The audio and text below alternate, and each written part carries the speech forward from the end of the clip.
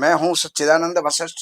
सज्जनों, नए साल की जनवरी, फरवरी और मार्च ये सिंह राशि के लिए कैसा रहने वाला है, क्या क्या सावधानियां हमें बरतनी चाहिए और क्या क्या इसके परिणाम हमारे सामने आ सकते हैं। तो देखो, सिंह राशि की सबसे पहली बात यह है कि 29 मार्च 2025 से आपको शनि की ढैया चल रही है।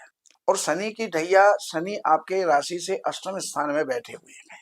अष्टम स्थान में बैठ करके, और ये शनि थोड़ा सा शारीरिक रूप से भी आपको परेशान कर सकते हैं। आपको कारोबार में, जो भी आपका कारोबार है, चाहे खेती है, व्यापार है, नौकरी है, ये व्यापार के अंदर, आपके कारोबार के अंदर कहीं ना कहीं विक्षेप जो है ये डालने वाले हैं। पढ़ाई वालों के लिए हो सकता है कि इनका परिणाम अच्छा ना हो, और उसका मुख्य कारण है पढ़ाई से आपकी अरुचि।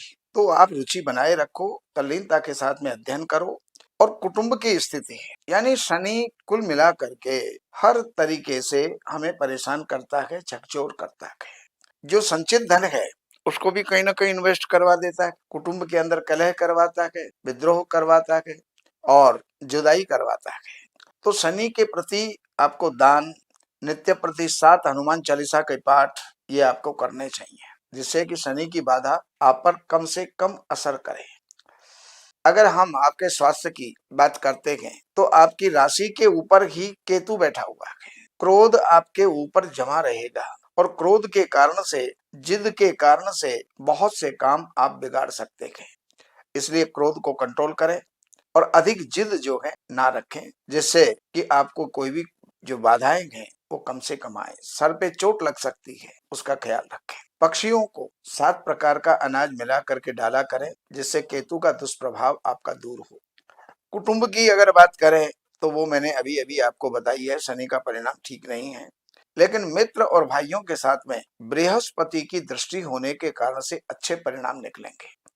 नए मित्र भी बन सकते हैं, भाइयों के साथ भी अच्छा तालमेल जो है ये बनाए रखेगा। प्रॉपर्टी, यश, मान, प्रतिष्ठा, वाहन, अगर उनकी हम बात करें तो उसमें भी किसी प्रकार की कोई बाधा नहीं है। जो भी आप खरीद फरोख्त करेंगे वो करते रहिएगा, लाभ ही देंगे। यश, मान, प्रतिष्ठा आपकी बढ़ेगी। और विशेष बात ये है कि शनि आपकी विद्या में बाधक है, लेकिन बृहस्पति आपका मददगार है। इसलिए पढ़ाई की तरफ पूरा ध्यान रखें, कंपटीशन की तरफ पूरा ध्यान रखें। कहीं भी आपका कोई एग्जाम है तो उसमें पूरा ध्यान रखें। बृहस्पति आपके साथ में है, यानी बृहस्पति आपका अच्छा योग बना रहा है। और अगर हम बात करते हैं शत्रु पक्ष की, अदालत, कोर्ट, केस, रोग, ऋण, शत्रु, इनकी अगर बात करें तो मंगल वहां पर उच्च राशि में विद्यमान होंगे और वो आपको वहां पर अच्छा परिणाम देंगे, विजय दिलवाएंगे, समझौता करवाएंगे। और रोगों के अंदर भी जो है कंट्रोल होगा, कर्जों में भी कंट्रोल होगा।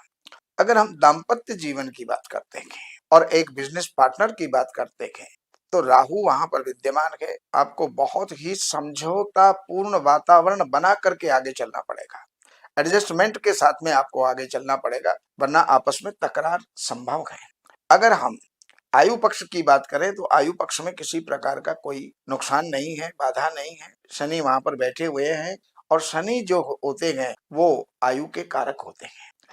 अगर हम बात करें आपके भाग्य की तो 15 जनवरी के बाद अकस्मात आपका भाग्य चमकने वाला है। उसमें सवा महीने का टाइम मिलेगा, 23 फरवरी तक का टाइम मिलेगा, जो मंगल उच्च के रहेंगे। और उसके अंदर आपका भाग्य बहुत तीव्र गति से आगे बढ़ सकता है। कोई ऐसा सहयोगी आपको मिल सकता है, किसी की ऐसी सहायता मिल सकती है जिससे आप फर्श से अर्श तक पहुंच सकते हैं। यात्राएं होंगी और सारी यात्राएं लाभकारी होंगी। अगर हम बात करते हैं कारोबार की, तो कारोबार में शनि की दृष्टि है, तो कारोबार में ध्यान रखें। कहीं किसी प्रकार की चोरी का होना, छीजत का होना, नुकसान होना, ये जो है संभव है, तो उसका आप ध्यान रखिएगा। लाभ आपके जो है अच्छे मार्ग से और अच्छे लाभ होंगे, और अच्छे कार्यों में खर्च होंगे। खर्च की अगर बात करते हैं, नुकसान की बात करते हैं, तो नुकसान जो है कोई ऐसा नुकसान नहीं है जो कि दिल को आघात पहुंचाने वाला, या बहुत बड़ा कोई नुकसान नहीं है। सामान्य खर्चे आपके जो है चलते रहेंगे।